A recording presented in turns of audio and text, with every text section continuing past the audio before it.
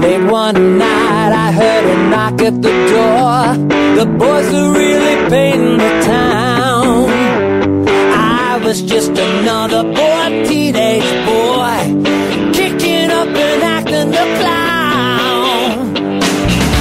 Fala, galera! Começa mais um episódio do Grego Podcast. E esse é o de número 22. E eu sou Rafael Pavanello e jamais confie desconfiando no Novo Testamento. Que falta de confiança é essa, rapaz? Pois é, rapaz, Você não confia não? Eu vou te mostrar o porquê você deve confiar, então. Meu nome é Jean Lopato e eu não escrevo um evangélico porque eu não vi Jesus pessoalmente.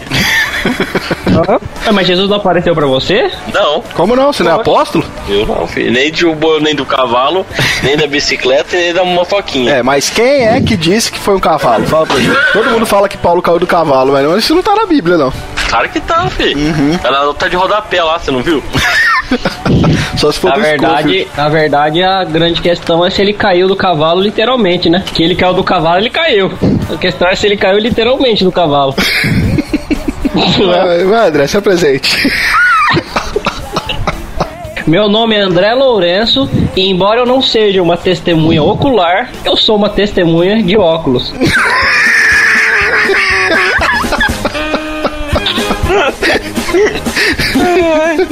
Nesse caso nós temos duas testemunhas oculares aqui.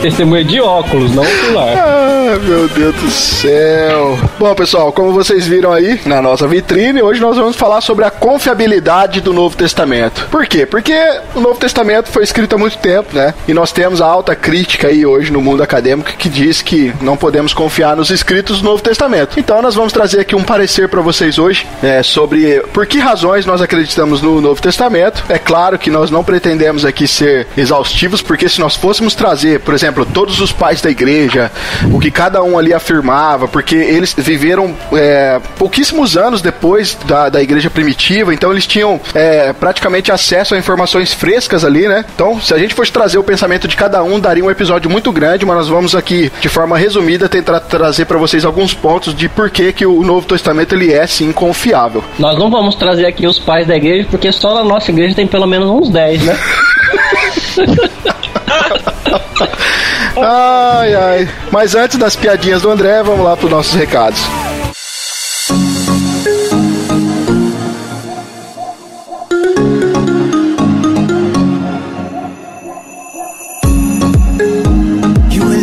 Ei, pessoal, hoje eu queria dar um salve em especial para uma de nossas ouvintes, que na verdade eu nem sabia que era nosso ouvinte, que inclusive eu não conheço ainda, mas eu fiquei sabendo recentemente que ela tem nos acompanhado, tem ouvido e visto todos os nossos vídeos e episódios. Então queria mandar um salve especial dessa vez para Sabrina Mendes. Sabrina, muito obrigado por nos acompanhar. Nós esperamos que você possa continuar acompanhando o nosso projeto, nos ajudando aí na divulgação e também quando quiser comente, entre em contato conosco, fale com a gente, se achar a gente na rua, fale um oi também que a gente vai conversar com você, tá bom? É isso aí, muito André. Obrigado e Deus te abençoe. Tanto a Sabrina quanto a Lai também, né, a Laiene, que eu tive a oportunidade de encontrá-las, né, semana passada, e aí eu fiquei surpreso porque elas disseram que acompanha todos os nossos episódios, né, e a Sabrina disse aí que não perde um vídeo, não perde um podcast, então a gente tá aqui muito grato aí pela audiência e que a gente espera estar edificando aí a sua vida e a dos seus amigos também, né, que você possa compartilhar mais e mais esses episódios nossos pra frente. E se você que escuta o nosso podcast e não conhece nós como nós somos, acesse o nosso canal lá no YouTube. Lá no canal do YouTube nós temos vários vídeos falando sobre livros, algumas polêmicas que já aconteceu, e nós estamos desenvolvendo uma série aí que já tá quase terminando, né, Rafael? Sobre o Antigo e Novo Testamento, falando sobre, mostrando alguns livros para você estudar nessas duas áreas. Tanto o panorama drama, quanto comentários, quanto teologia. A gente tá fazendo vários vídeos lá desse assunto, né? Pra você que tem vontade aí de estudar sobre o Antigo e o Novo, acesse lá o nosso canal no YouTube e conheça mais nossos vídeos. Não se esqueçam também, pessoal, que o nosso podcast também está no YouTube, né? É verdade. Nós estamos fazendo isso para facilitar para alguns ouvintes. Tem alguns ouvintes que têm dificuldade de acessar o site e localizar lá o play do podcast. Tem alguns ouvintes que também têm dificuldade para usar os aplicativos para os smartphones, então a gente facilitou colocando no YouTube. Sim, ó, na minha opinião, é uma maneira mais complexa de usar. Eu acho muito difícil ficar com a tela do YouTube aberta lá ouvindo, né? Mas tem gente que prefere, né? Então, para facilitar para vocês, que são nossos ouvintes, a gente está distribuindo em 3 plataformas, né? Você pode tanto usar o site, como você pode acessar o YouTube, como você pode baixar um aplicativo aí para smartphone e tá usando aí, ouvindo, na verdade, o nosso podcast no seu celular, né? Em breve, nós estaremos com um vídeo na nossa fanpage explicando passo a passo de como você vai estar utilizando esses aplicativos. O nosso colaborador, o Ganso, né? O famoso Wellington, ele tá montando esse vídeo pra gente. Colaborador Wellington, o famoso Ganso. Verdade, né? Tanto faz. Na verdade, ele é conhecido como Ganso, Wellington Ganso, tanto faz. Mas ele já tá produzindo pra gente um vídeo aí que a gente vai estar explicando pra vocês passo a passo para que possa facilitar, porque na nossa opinião, o aplicativo pra celular é muito mais prático para estar ouvindo os podcasts de forma centralizada. Você pode ouvir ali com a tela desligada, não vai gastar a bateria do seu celular. Então é muito melhor pra estar ouvindo aí os podcasts, né? Salvo pelo aqueles que ainda possam ouvir a gente pelo computador, né? Exatamente. Às vezes ele tá fazendo alguma tarefa no computador, abre lá o site ou até mesmo o YouTube e põe pra ouvir só, né? Nesse caso, sim. Mas pra você aí que é um cara que se exercita bastante, que gosta de caminhar, gosta de ir pra academia, por que não baixar o aplicativo e curtir um do grego aí enquanto você tá fazendo teus exercícios diários, né? Já que a gente é tudo sedentário aqui. Não tem? Oi? Tem umas academias que soltam som pro pessoal, não tem? A maioria delas tem som, verdade. Então, fala pro seu professor da academia soltar o podcast lá, nossa, já era. Não faça isso, acho que não é uma boa ideia.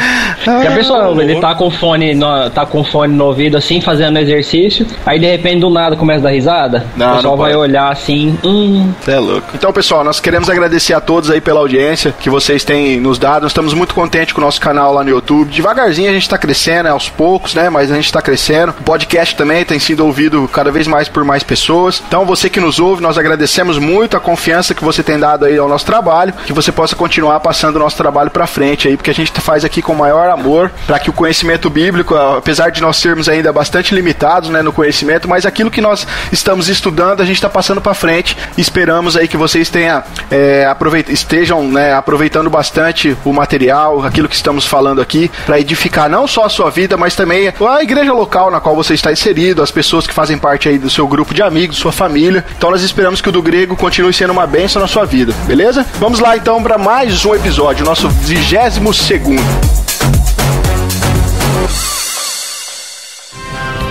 Podemos realmente confiar no Novo Testamento?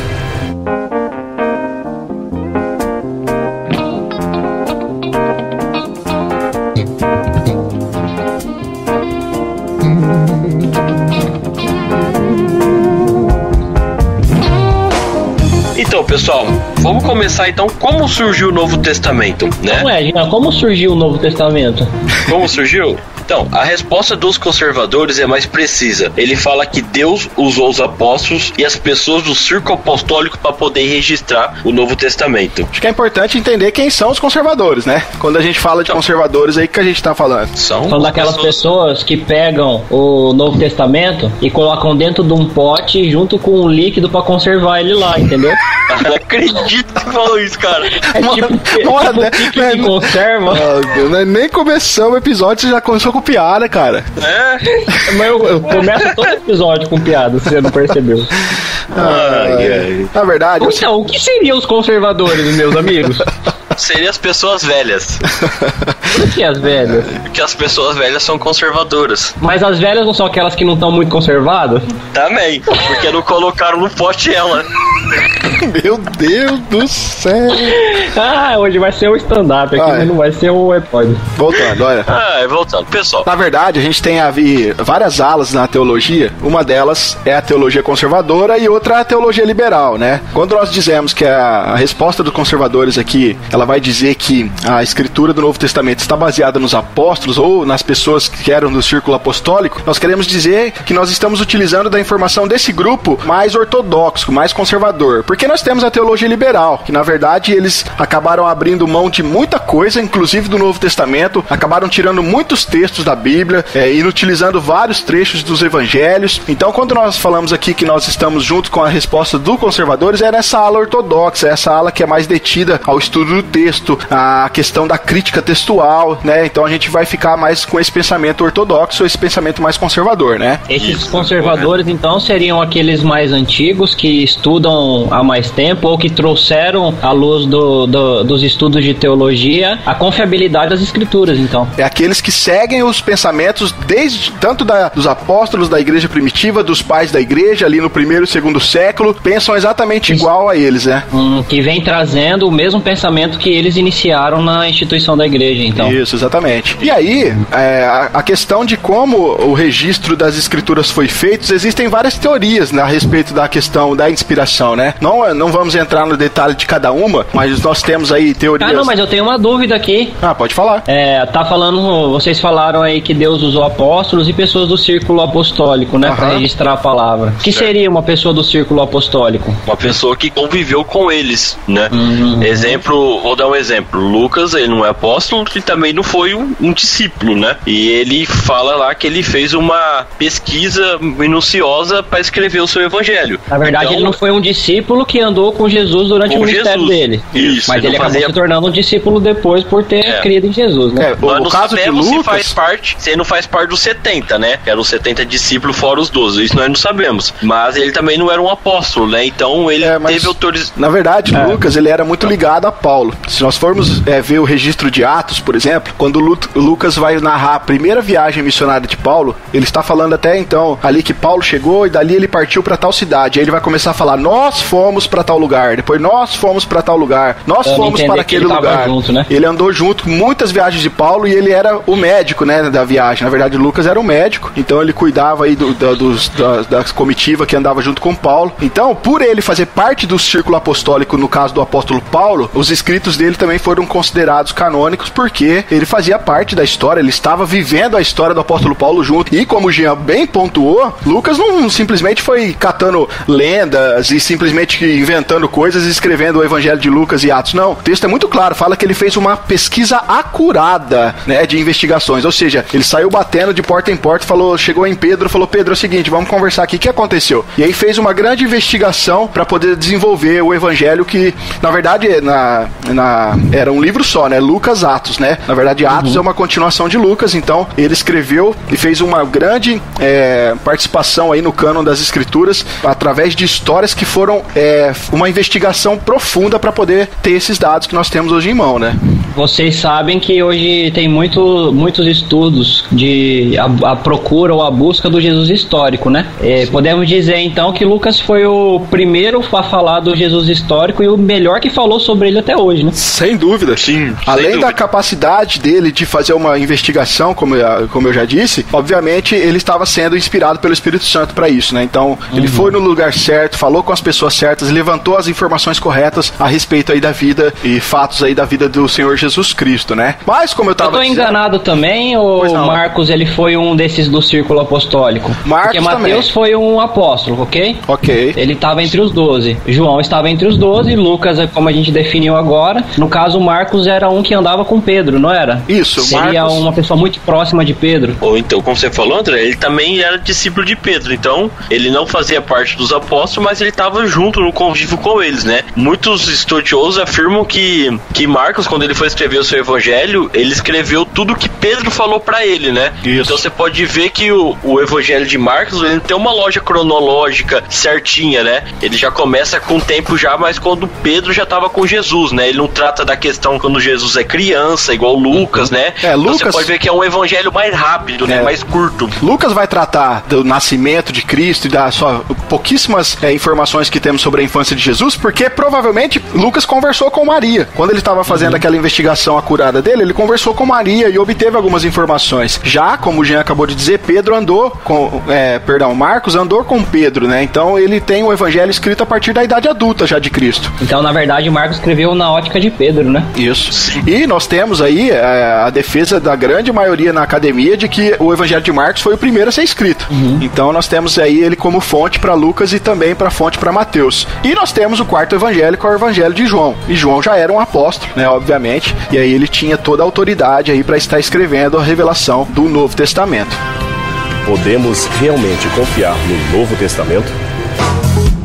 Mas, essa inspiração que foi dada aos apóstolos e aqueles que faziam parte também do círculo apostólico, nós temos aí nos estudos sistemáticos, nós vamos encontrar várias e várias teorias da inspiração, né? Nós não vamos nos ater a isso, nós queremos mais falar aqui sobre a questão do testemunho ocular e documental do Novo Testamento, mas nós temos tanta inspiração, teorias da inspiração mecânica, teorias da inspiração mental, né? E nós temos a inspiração dinâmica ou orgânica, que é aquela mais defendida pelos conservadores também na academia, né? Aonde nós sabemos que organicamente as capacidades intelectuais daqueles que registraram as escrituras do Novo Testamento, elas foram usadas de forma organicamente, né? Tanto a questão física, emocional e espiritual de cada autor. Quando a gente fala de inspiração dinâmica ou inspiração orgânica, a gente está dizendo que a Bíblia ela é ao mesmo tempo divina, mas ela também é humana. Por quê? Porque o Espírito Santo, na verdade, ele usou homens como organismos vivos e não como meras máquinas, né?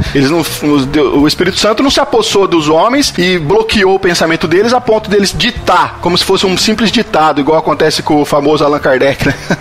Uma psicografia. Uma psicografia. Não foi isso. Deus usou organismos vivos, né? Mas usou toda essa dinâmica da divina, teve esse aspecto divino, mas também teve esse aspecto humano, ou seja, Deus não dita as palavras para serem escritas e os homens também não tiveram uma espécie de elevação espiritual que vai fazer com que eles façam esse registro. Não. Deus, ele age do ser humano usando todos os recursos do próprio ser humano, os recursos pessoais, e aí Deus, como um superintendente, ele vai gerenciar todo o processo, aonde ele vai garantir a veracidade absoluta ali dos escritos, né? Então, nós podemos assim considerar os escritos humanos porque eles foram produzidos por homens, mas também consideramos divinos na medida em que eles foram orientados pelo Espírito Santo. É por isso que nós dizemos que essa inspiração ela é dinâmica ou ela é orgânica, né? Então, Rafa, para complementar o que você acabou de explicar, vamos abrir lá em 2 Pedro 3:15 e 16, né? Que lá ele dá um complemento para falar sobre a questão como a escritura foi escrita, né? Porque aqui Pedro, ele fala assim, ó: entende por salvação e longanimidade do nosso Senhor, como igualmente o nosso amado irmão Paulo, pois escreveu segundo a sabedoria que lhe foi dada. Ao falar acerca desses assuntos, como de fato costuma fazer em todas as suas epístolas, nas quais há certas coisas difíceis de entender, que os ignorantes e instáveis deturbam, como também deturbam as demais escrituras, para a própria destruição delas. Aqui Pedro está chamando que as escrituras que Paulo escreve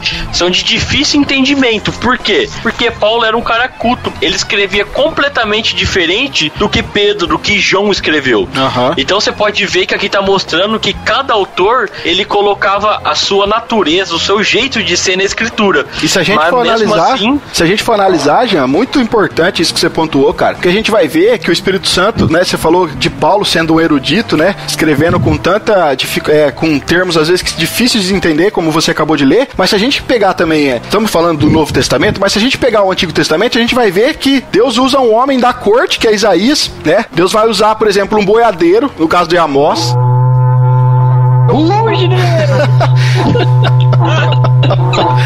Deus usa um músico, como Davi. Deus pega um cara sábio igual Salomão. Tem um general, que é, no caso, Josué, né? Temos um cara que foi formado na corte egípcia, como Moisés. E Pedro, também, que escreveu aí as cartas que o Jean acabou de ler, que era um pescador, né? Sim. Médico era um Lucas. Mateus era um cobrador de impostos. Ou seja, são estilos diferentes, mas o resultado final é o mesmo. Então, é muito interessante entendermos que o Espírito Santo, ele fez uso das faculdades humanas e ele adequou cada faculdade humana para que o produto final, embora aí vai conter traços de perfil humano pessoal, fosse a exata expressão da vontade de Deus revelada nas Escrituras. Isso é muito interessante, cara. Calvino, cara, quando ele tentava explicar isso para o pessoal, ele usava uma ilusão, dando um efeito. Pensa naqueles vitrais de igreja antigo, todo coloridinho, lembra? Aham. Tem igreja que tem esses vitrais até hoje, né? Sim. Então são várias cores do vitral. Quando a luz passa pelo vitral, quando ela é refletida no chão, ela continua sendo luz, mas essa luz, ela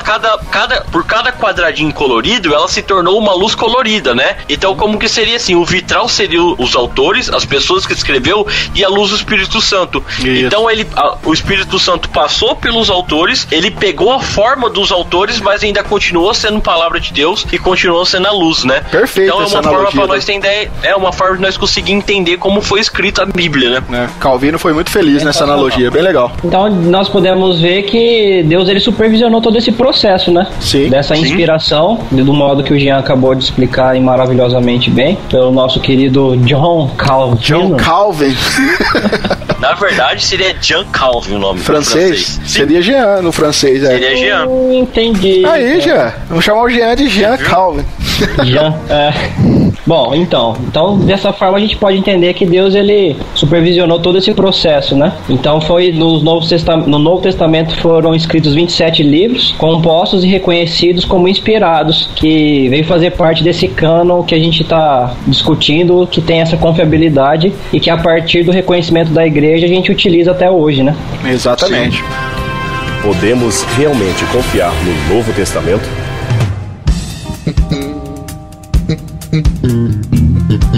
Agora, nós poderíamos entrar aqui num ponto da nossa pauta, a gente poderia falar um pouquinho sobre o testemunho ocular, né? Que também ajudou muito aí na formação do Novo Testamento. Então, além do testemunho documental, que é o que nós vamos falar daqui a pouco, nós temos a questão do testemunho ocular. Por quê? O Novo Testamento, ele surge a partir de um testemunho ocular. Por exemplo, nós temos Pedro, que quando ele vai escrever a sua segunda carta, o Jean já leu um trecho aqui, mas eu queria ler outro agora, a gente vai ver que Pedro ali, ele tinha uma certeza de que as revelações que eles estavam escrevendo são revelações que possuem integridade. Porque ele vai dizer o seguinte, olha, 2 Pedro, capítulo 1, verso 16, diz assim: porque não vos demos a conhecer o poder e a vinda de nosso Senhor Jesus Cristo, seguindo fábulas engenhosamente inventadas, mas nós mesmos fomos testemunhas oculares da sua majestade. Então veja que Pedro aqui está dizendo que eles conheceram o poder e a vinda de Cristo, não é por coisas que foram inventadas por uma simples ficção, né? E ele até usa o termo engenhosamente, né? Na verdade, o texto aqui, o contexto é que os falsos mestres, eles estavam acusando não só Pedro, mas também os apóstolos, que eles estavam inventando história a respeito da vinda de Cristo e do juízo final, né? Então Pedro escreve isso falando que eles foram testemunhas oculares, ou seja, eles viram pessoalmente tudo aquilo que havia acontecido, eles estão agora escrevendo, registrando isso, né? Pedro, também com os demais apóstolos, eles foram testemunhas visíveis ali, onde eles viram o Filho de Deus que se encarnou, Jesus Cristo encarnado, tudo aquilo que Jesus Cristo fez enquanto estava vivo. Então nós vemos aqui que é uma testemunha ocular também. Essa é uma das coisas que traz a confiabilidade para o Novo Testamento. É o testemunho dos próprios discípulos que estiveram com Jesus. Se nós formos pegar, por exemplo, a primeira carta de João, ele começa escrevendo lá que eles não só viram, mas eles ouviram, eles apalparam, eles tocaram em Jesus, sabe? Porque ali ele tem um problema com a questão do dualismo grego, né? Onde eles falavam que a matéria era má, que Jesus jamais teria se encarnado. E Pedro ali de forma muito clara falando que foi uma testemunha, João,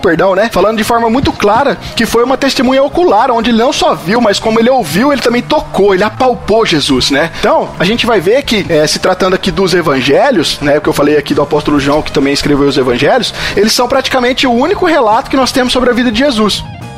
Essa questão então das testemunhas oculares, eles seriam mais ou menos o seguinte, porque nós não somos testemunhas de Jeová, né? Mas nós somos testemunhas de Cristo, né? Nós não vimos ele caminhando aqui, nós não seguimos como os 12 seguiram e outros discípulos, né, que andaram no período que Jesus estava aqui, mas nós podemos dizer que além de sermos discípulos deles, acabamos sendo testemunhas dele, porque nós testemunhamos a respeito do nosso Senhor Jesus, né? A grande diferença é que o fato de não estarmos presentes junto nesse período que ele que caminhou sobre a Terra, é isso que não nos dá o respaldo da questão ocular, né? Porque nós não enxergamos, nós não vimos. O que Pedro falou no texto, inclusive, é que assim, nós não estamos passando simplesmente alguma informação ou alguma coisa para vocês que nós ouvimos ou que nós pegamos ou capturamos de algum lugar. Nós vimos. Nós estávamos lá, nós estávamos com ele, nós olhamos e vimos o que ele fez, né? Seria mais ou menos isso daí, não é? É isso aí, André. Então, nós vemos também que historiadores, tanto do primeiro quanto do segundo século, né, como Flávio José, que é muito conhecido aí, né, por causa da história dos hebreus, Suetônio, Tácito, esses historiadores, eles escreveram sobre a existência de um homem que era chamado Jesus.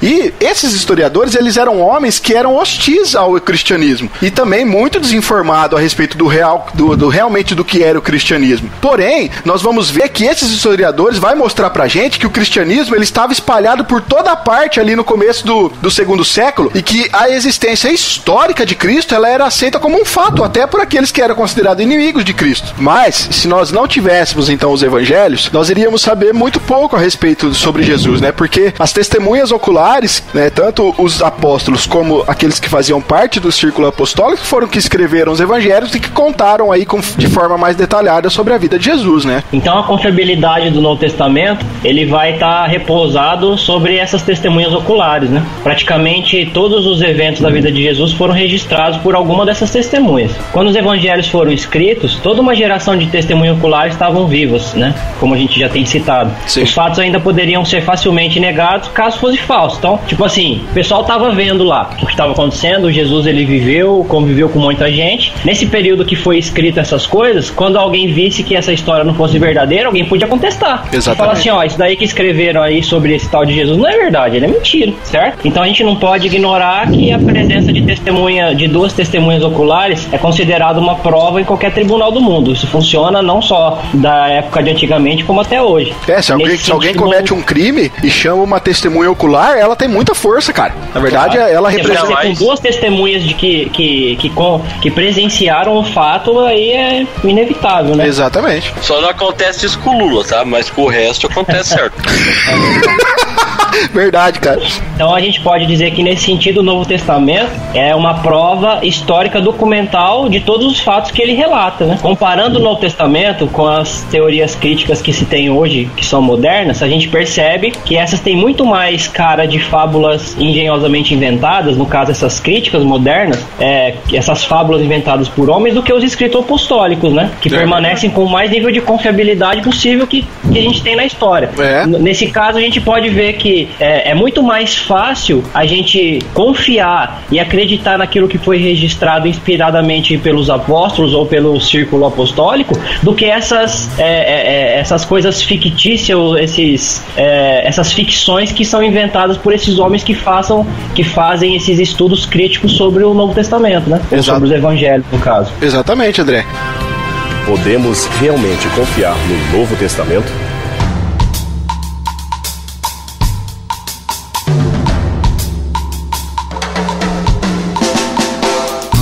E isso nos leva ao próximo ponto que a gente vai tratar agora, que já falamos do testemunho ocular, mas nós vamos falar um pouquinho agora sobre o testemunho documental, que é justamente que vai nos mostrar que se a gente for pegar e querer descaracterizar os escritos bíblicos, a gente vai ter que jogar toda a história antiga fora também, cara. Porque nós temos aí um documento, como a gente vai ver agora, um testemunho documental muito bem embasado. Então, do jeito que você está mencionando, se a gente for levar isso em consideração, eu não vou acreditar no que foi escrito na Bíblia, ou mais precisamente no Novo Testamento, eu vou jogar fora tudo que são os livros de história que tem por aí, do pessoal que já foi, já morreu já. Porque eu não vou levar em consideração o que foi divinamente inspirado, porque é algo bíblico. Agora eu tenho que levar em consideração que é um escrito histórico de qualquer outro historiador. Mas da Bíblia eu não vou considerar, vou dizer que é algo que não é confiável, porque talvez envolva questões de fé. É ridículo isso daí, né?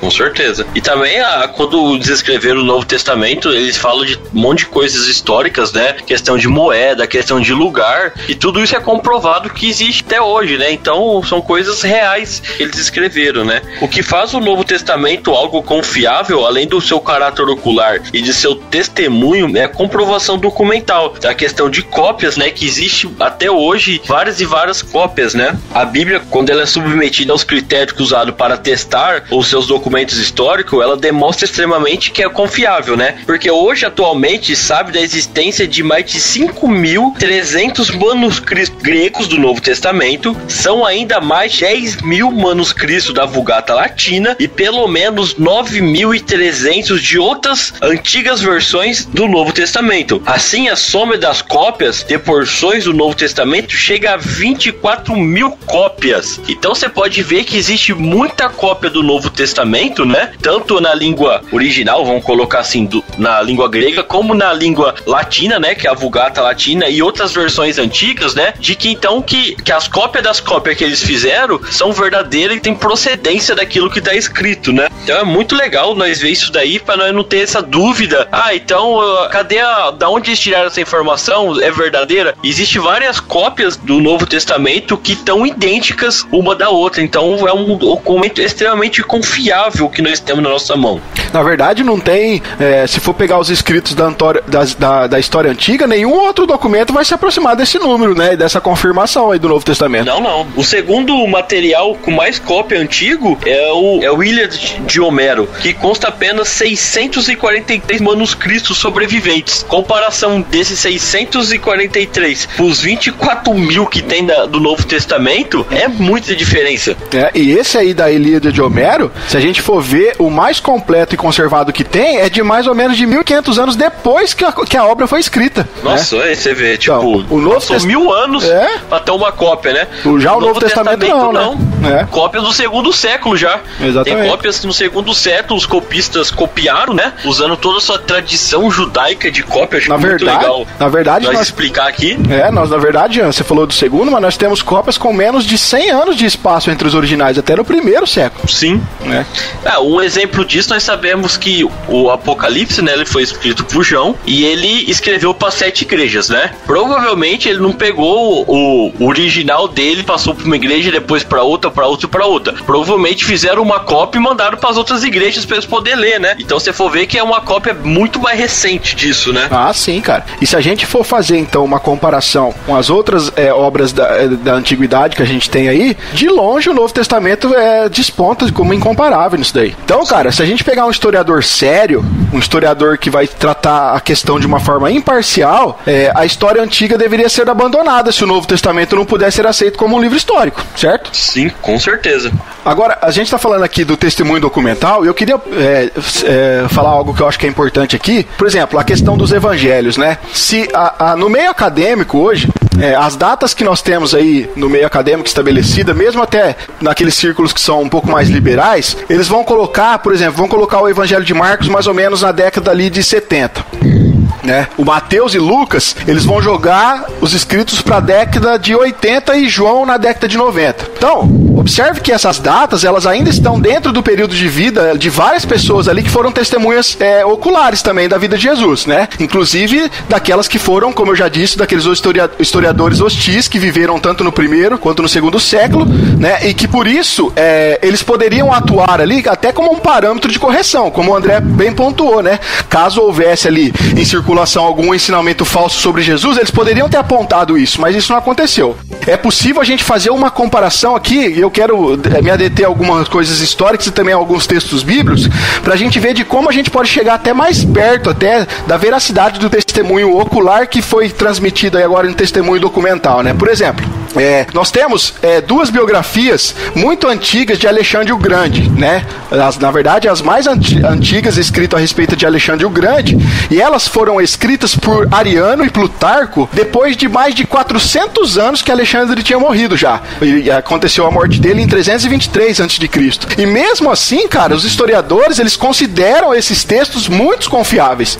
E aí, se a gente pegar os escritos de Paulo, e a gente vai ver o seguinte, Paulo, ele havia havia abraçado, a gente vai ver tanto na carta de, eu vou citar aqui Filipenses e Colossenses, mas ele havia abraçado alguns credos, algumas confissões de fé, ou chamado também de hinos da igreja cristã, que eram muito antigas na tradição cristã. E aí, se a gente for pegar esses credos que Paulo abraçou, a gente vai ver que esses elementos, eles iriam remontar logo no início da igreja, um pouquinho depois da ressurreição de Jesus. E aí, os credos mais famosos que nós temos é o que está lá registrado em Filipenses 2, de 6 a 11, onde ele vai falar ali, né, da fala de Jesus como tendo a mesma natureza de Deus e tal, e também em Colossenses 1, do verso 15 até o 20, onde ali Jesus é descrito como a imagem do Deus invisível, né, que criou todas as coisas e por meio de quem todas as coisas foram reconciliadas com Deus e tal. E aí fala lá, né, estabelecendo a paz pelo seu sangue derramado na cruz. Ou seja, essas passagens aqui, sem dúvida, elas são muito importantes. Por quê? Porque elas demonstram pra gente o tipo de crença que os primeiros cristãos tinham em relação a Jesus. Isso, como eu já disse, eram confissões de fé que eles faziam naquela época. Só que talvez o credo mais importante aqui seja o credo que a gente encontra lá na primeira carta que Paulo vai escrever aos Coríntios, do capítulo 15, onde Paulo ali vai usar uma linguagem técnica. Na verdade, ele está usando essa linguagem técnica para ele indicar que ele estava transmitindo uma tradição oral e que agora essa tradição oral estava sendo feita de forma documental. Ele estava fixando isso na carta aos Coríntios. E aí, em 1 Coríntios 15, de 3 a 7, ele diz o seguinte, ó: pois o que primeiramente lhes transmiti foi o que recebi. Ou seja, ele está dizendo que ele recebeu algo e ele está transmitindo agora aos Coríntios, que Cristo morreu pelos nossos pecados, segundo as Escrituras, foi sepultado e ressuscitou no terceiro dia, segundo as Escrituras, e apareceu a Pedro e depois aos 12. Depois disso, apareceu a mais de 500 irmãos de uma só vez, a maioria dos quais ainda vive, embora alguns já tenham adormecido. Depois apareceu a Tiago e então a todos os apóstolos, né? Então, olha só, se a crucificação, ela ocorreu em 30 depois de Cristo, né, em 30 DC, né? A conversão de Paulo, ela se deu aproximadamente no ano 32. Então, olha, Paulo, depois que se converte, ele é levado, né, imediatamente para Damasco. A gente tem um registro bíblico, onde ali ele se encontra com Ananias, né? Ananias é enviado por Deus até ele, e ele também se encontra com outros discípulos. E aí a gente vai ver que o primeiro encontro que ele tem com os apóstolos lá em Jerusalém aconteceu 3 anos depois, só no ano 35. E em algum momento desse período, Paulo recebeu esse credo que eu acabei de ler aqui em 1 Coríntios 15, que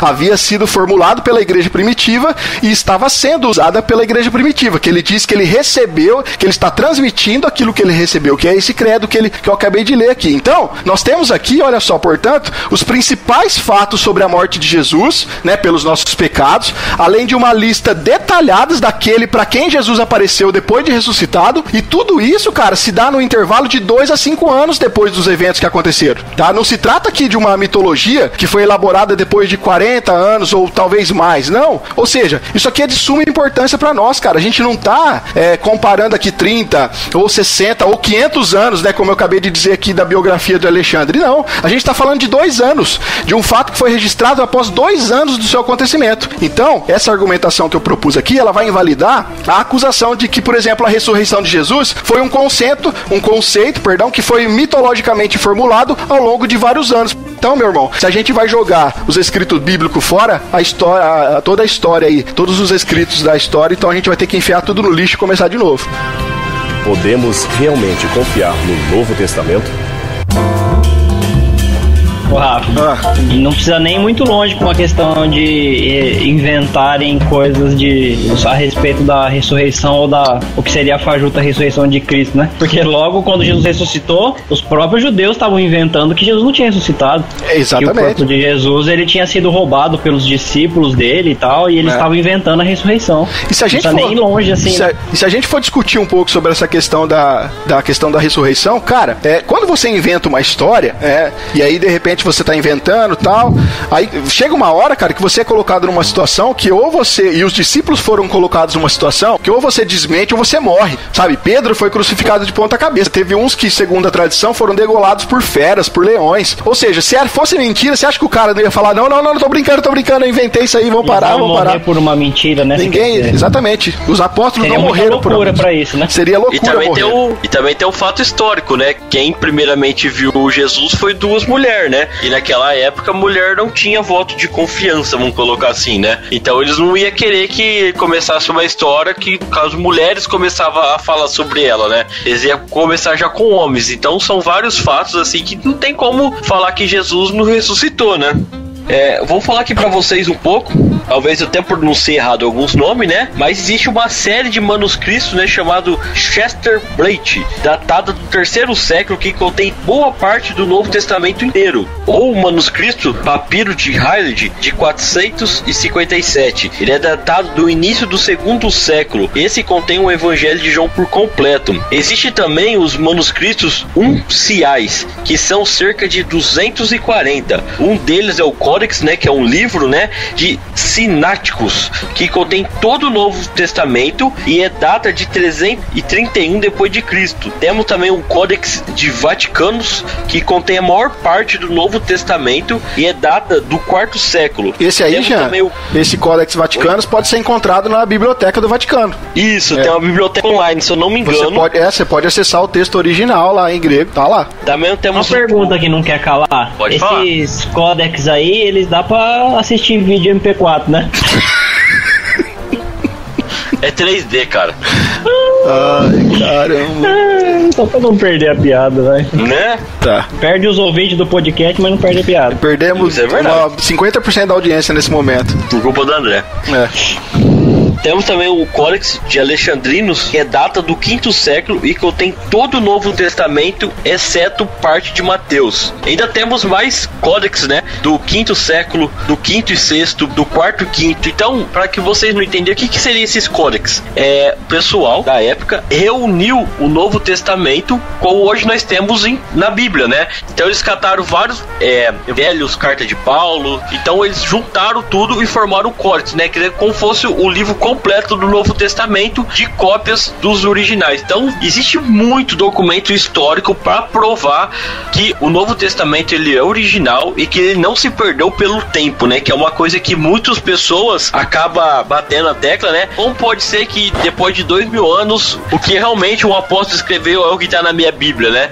Então isso é um fato histórico para nós comprovar que isso é possível de estar idêntico ao que ele escreveu naquela época, né? E esses aí que o Jean acabou de falar, como ele falou, né, é os manuscritos unciais, né? Mas nós temos também os manuscritos minúsculos, que aí são cerca de 280 e que, não, embora eles não sejam, né, tão antigos aí quanto os outros, né, eles revelam aí uma similaridade muito grande com os mais antigos também, onde eles vão demonstrar ali que existe toda uma tradição de cópias, cara, com uma técnica muito apurada, né, copiado exatamente igual, o texto idêntico à cópia, né? Até nós podíamos falar um pouco aqui sobre como os judeus faziam cópia do Antigo Testamento, né, só para ter uma ideia pro pessoal saber como eles tinham tanta preocupação de fazer a cópia, né? Então, no Antigo Testamento, né, os israelitas, quando eles faziam uma cópia de um livro, né, vamos falar do livro de Isaías, existia, para saber que ele escreveu o livro corretamente, existia passos que eles tinham que fazer para comprovar isso. Um disso era a letra do meio, né? O que é a letra do meio? Ele sabia qual que era a letra, que tava lá com 50% escrito de um lado e do outro lado do manuscrito. E aí eles contavam letra por letra até chegar nessa letra para ver se batia, né? Então isso era uma forma que eles tinham para descobrir se eles erraram ou não erraram. Se caso eles escrevessem um símbolo um pouquinho mais espaçado do que o outro, eles já paravam de escrever aquele livro e abandonava, né? E fora a questão de ritual que eles tinham, né? De tomar banho antes de poder começar a fazer uma cópia do livro do Antigo Testamento, né? Então é uma coisa bem complexa assim que eles levavam muito a sério para não errar e não modificar a palavra de Deus, né? Então isso é uma tradição que provavelmente deve ter passado para o Novo Testamento também. Desculpa, mas eu não entendi uma coisa. O que é o fato deles tomar banho de passar? Não entendi. Não, é um ritual. Antes de começar a escrever, eles tomavam banho para começar a fazer uma cópia do Antigo Testamento. Tinha a ver com a questão de pureza, talvez? Isso, né? Tem a ver com a purificação. Tá, ok. Então, a gente vai ver que no Novo Testamento também, se a gente for analisar esses manuscritos que a gente acabou de citar aqui, a gente vai ver que essa tradição de cópias, assim como o Jean acabou de explicar que era feita no Antigo Testamento, o Novo Testamento também tinha uma tradição de cópias com uma técnica que era usada para que não houvesse erro nas cópias. Então, através do estudo dos manuscritos gregos e das versões primitivas que nós citamos aqui, alguns códex, né, que nós citamos, os eruditos, eles têm sido capazes, então, de determinar se o texto é substancialmente fiel ao original ou não. E o texto tem sido substancialmente fiel, né? É evidente também que nós não podemos deixar de lado que a mão de Deus, ela tem preservado esses textos através dos séculos para habilitar esses eruditos a esse trabalho, né? E todo esse resultado dessa pesquisa é que o Novo Testamento, ele desponta como o livro histórico mais estudado e mais confirmado documentalmente de todos os tempos. Isso a gente não pode descartar. Podemos realmente confiar no Novo Testamento? Uma coisa importante também, que nós podemos falar a respeito do Novo Testamento, é que existe uma continuidade entre os testamentos, né? E isso vai ficar muito claro pra gente pela simples dependência que o Novo Testamento tem em relação ao Antigo. Por quê? Se você pega o Novo Testamento somente pra ler, e aí você vai se deparar com termos como expiação, Cordeiro de Deus que tira o pecado do mundo, a própria questão pecado, tudo isso são coisas que, se você não tiver um respaldo do Antigo, você não vai entender. Correto? Vocês concordam? Correto. Sem dúvida. Então existe uma dependência entre os dois pactos, né? Entre o Antigo e o Novo Pacto, entre o Antigo e o Novo Testamento. E fora aqui as citações e as próprias referências que os escritores fazem, né? Exatamente. Jesus, os próprios apóstolos, né? A galera que escreveu ali outros livros do Círculo Apostólico, todos eles, toda hora, estão fazendo referências ao Antigo Testamento, né? Então, essa dependência não só da questão histórica, mas também dos personagens, dos temas, do próprio vocabulário que é usado. Se a gente for pegar o livro de Hebreus mesmo, a gente vai ver que o livro praticamente conta a história do Antigo Testamento. O livro de Hebreus não existiria se não existisse o Antigo Testamento, certo? Isso é verdade. Então, todo o conceito que nós temos de redenção vai repousar sobre a autoridade que o Antigo Testamento tinha.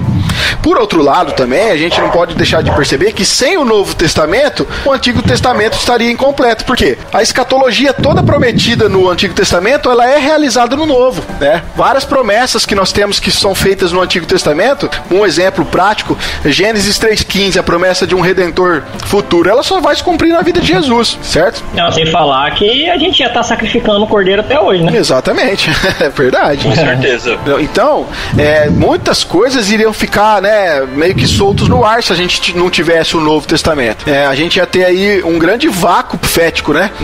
Nessa imensa divisão aí entre a revelação com a história do Antigo Testamento, se ela terminasse somente lá. Ou seja, muita coisa foi predita no Antigo Testamento, que se não tivéssemos o Novo, nada disso a gente teria essa revelação completa. Então é importante a gente saber que a teologia bíblica que nós vamos encontrar nos escritos do Novo Testamento é a teologia que nós chamamos aí a teologia do Novo Pacto, né? E pra gente entender esse novo pacto, ou seja, pra gente entender essa nova aliança, a gente precisa entender a aliança como um todo, tá? E se a gente, para entender a aliança ou o pacto, se isso é vital pra gente, pra que a gente conheça de forma aprofundada a Escritura, né? Então a gente precisa entender a maneira como Deus dirige e como Deus organiza o seu plano para esse mundo, e de como esses dois testamentos, como a história contada no Antigo, ela se cumpre no Novo, e como aquilo que o Novo diz foi contado no Antigo, de como isso se relaciona. Então, existe uma relação entre os dois testamentos. Então, por que é importante a gente entender essa relação entre os dois testamentos? Porque a aliança de Deus, na verdade, a aliança é o modo como Deus opera, né? É a maneira como Deus vai se relacionar com os seres humanos. E é importante a gente entender aqui que não existe relacionamento entre Deus e o homem fora dessa aliança, fora desse pacto.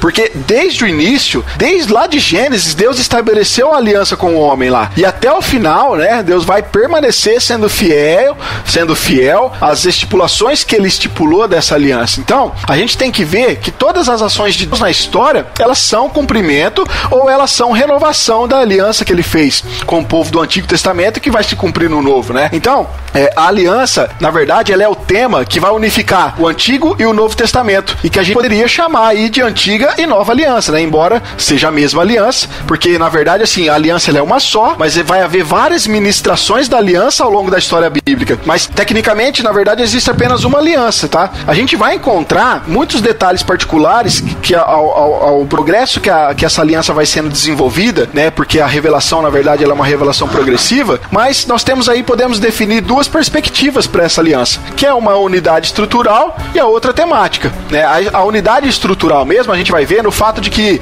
cada vez que Deus vai iniciar uma nova aliança, por exemplo, ele iniciou uma aliança com Adão, depois ele iniciou uma aliança com Abraão, depois com Moisés, depois com Davi. Então, cada vez que essa aliança ela era iniciada, Deus não ia lá e limpava o quadro, né? E apagava toda a história do povo e começava tudo de novo. Não. Ele catava aquilo e dali ele avançava em relação aos seus propósitos originais, só que agora agora num nível superior, tá? Já a questão da unidade temática que eu falei, a gente vai poder observar, porque os da aliança, eles vão sendo desenvolvidos a cada nova administração. Por exemplo, no Antigo Testamento, foram 5 vezes que a aliança ela foi restabelecida ou ela foi renovada, né? Deus, ele renovou a sua aliança com Adão, depois ele renovou a sua aliança com Noé, depois com Abraão, depois com Moisés e com Davi. Agora, já no Novo Testamento, já vai ser estabelecido o caráter final dessa aliança, né? Que é o fato aí de que todas as outras ministrações da aliança deixaram algum vácuo que não foi preenchido. Por quê? Porque algumas promessas e algumas expectativas, elas não foram plenamente cumpridas no Antigo Testamento. Então, para que isso acontecesse, somente a nova aliança, essa aliança em Jesus Cristo agora queria fechar essas lacunas. Então a gente vê aqui que há uma profunda união, né, entre o Antigo e o Novo Testamento, pois tanto o Antigo como o Novo Testamento, eles vão revelar pra gente o mesmo pacto, né, que é o pacto da graça, o mesmo evangelho do pacto, o mesmo mediador do pacto, a mesma promessa básica do pacto e as mesmas obrigações do pacto para ambos os membros, né, tanto do pacto antigo como do pacto novo. Podemos realmente confiar no Novo Testamento? Vamos dar continuidade então para a nossa questão aqui e falar um pouco da unidade e da diversidade que a gente tem no Novo Testamento. A questão da unidade seria propriamente dita que o Novo Testamento também é muito importante para o seu estudo. São 27 livros escritos por autores variados, que num período de cerca de mais ou menos 55 anos, ainda assim apresenta situações muito variadas, né? Ainda que existam ênfases individuais nos escritos do Novo Testamento, também há elementos suficientes que a gente pode considerar um livro com temas unificados. Na verdade são vários escritores por vários anos e eles estão falando de uma coisa só, né, Jean? Isso é verdade. Então você pode ver que, tipo assim, o assunto central de todos os autores do Novo Testamento era falar que Jesus veio para salvar a humanidade, que ele morreu e que ele ressuscitou, né? Mesmo nas cartas de Paulo, que são as cartas corretivas, ele sempre está citando as mesmas coisas que os evangélicos falaram, o que os outros apóstolos escreveram também, e sempre essa ênfase de Cristo. Ele é a parte central, né, do Novo Testamento, né? Embora os críticos contra-ataquem que há diversas cristologias, preferimos dizer que há diversos aspectos da cristologia, pois cada autor procurou enfatizar um aspecto da pessoa de Cristo que julgou apropriado, mas todos estão falando do mesmo Jesus. Sem querer entrar num outro tipo de assunto, mas só uma aspas aqui, né? Se toda a Bíblia, ou se todo o Evangelho, o assunto central é Jesus Cristo, porque a gente nos nossos cultos, às vezes a gente não quer centralizar na pessoa e na figura de Cristo no culto. Exatamente. Impressionante, né? Mas se a gente for pegar a perspectiva profética do Antigo Testamento, é tudo sobre Cristo, cara. E o Novo Testamento é claro sobre isso, né? E muitas vezes, como você disse, a gente quer deixar Cristo de lado, né? Mas sem querer mudar o nosso assunto aqui, continuemos então, Jean. Os escritores do Novo Testamento não apenas têm a pessoa de Jesus Cristo como uma figura central do cristianismo, mas também a sua obra e a sua missão, o que reforça grandemente a unidade desses escritos. É o fator comum do Novo Testamento como um todo, que Cristo veio ao mundo para salvar os pecadores e fez isso oferecendo a sua vida como um sacrifício. Jesus morreu e ressuscitou. Este é o centro da proclamação cristã que repercute por todos os escritos do Novo Testamento. Cara, você pode pegar, né, as cartas, não só de Paulo, mas de Pedro, eles sempre estão falando dos benefícios da crucificação, da ressurreição, de como a expiação nos trouxe a dádiva da salvação. Então é um tema marcado, cara, apesar de ser diversos autores, né? Sim, mas eles nunca falaram outra coisa, né? Então você pode ver que é a parte central que eles sempre estão relatando, né? É que qualquer outra parte que a gente for pegar do que os escritores dizem, que pode parecer ser algo distinto disso, seria irrelevante se isso não fosse uma verdade absoluta.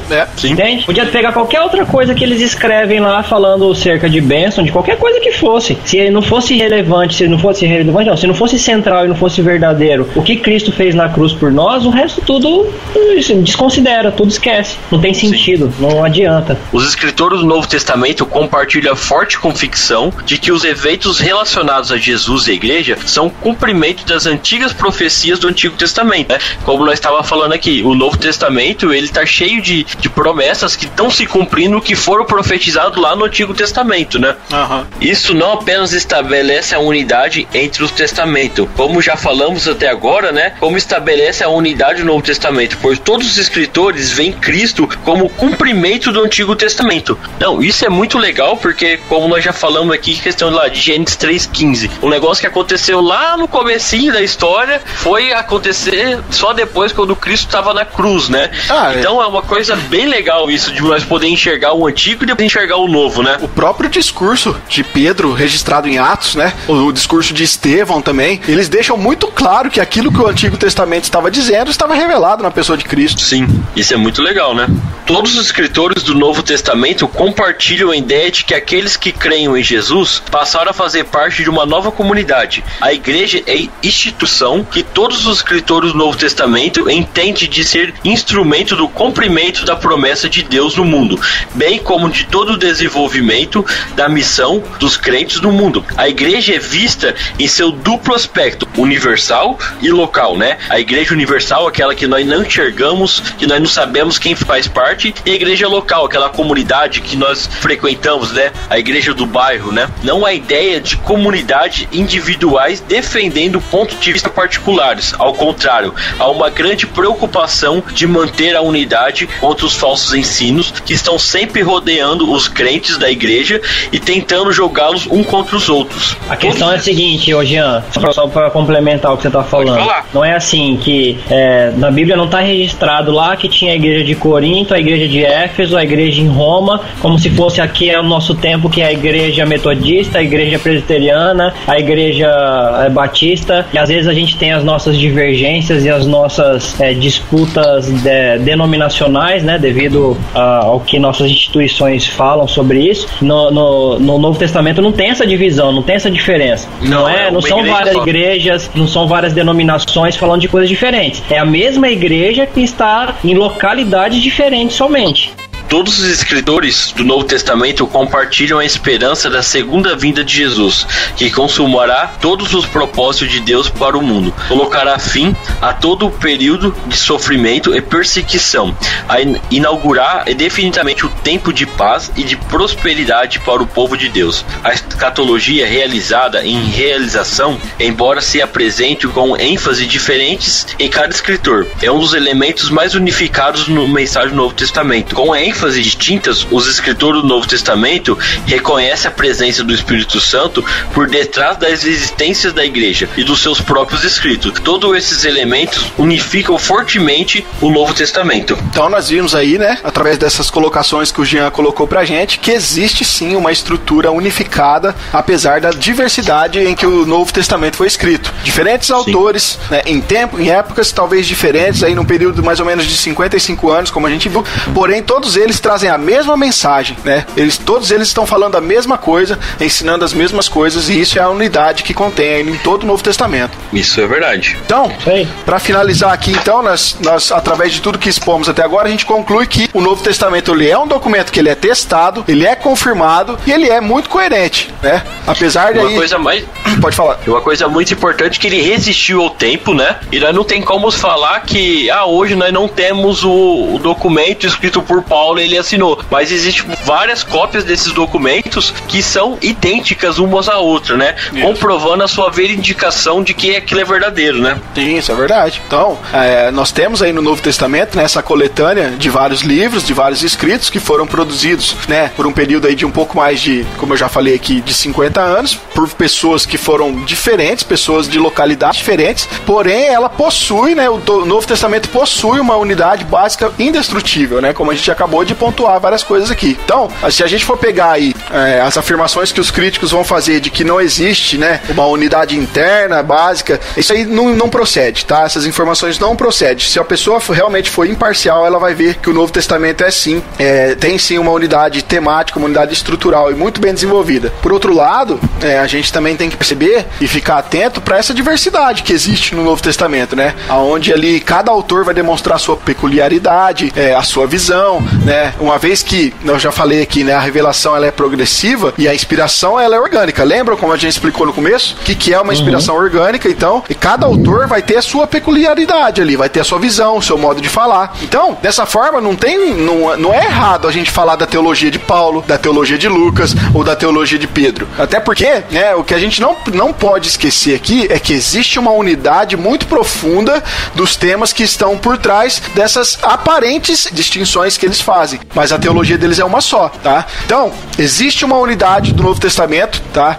E ela aponta para sua origem divina e inspirada, que é a única coisa que possibilita a existência aí da teologia bíblica como um estudo não apenas descritivo, mas também normativo, né? Onde a gente usa como regra, como normas para seguir a nossa vida aqui.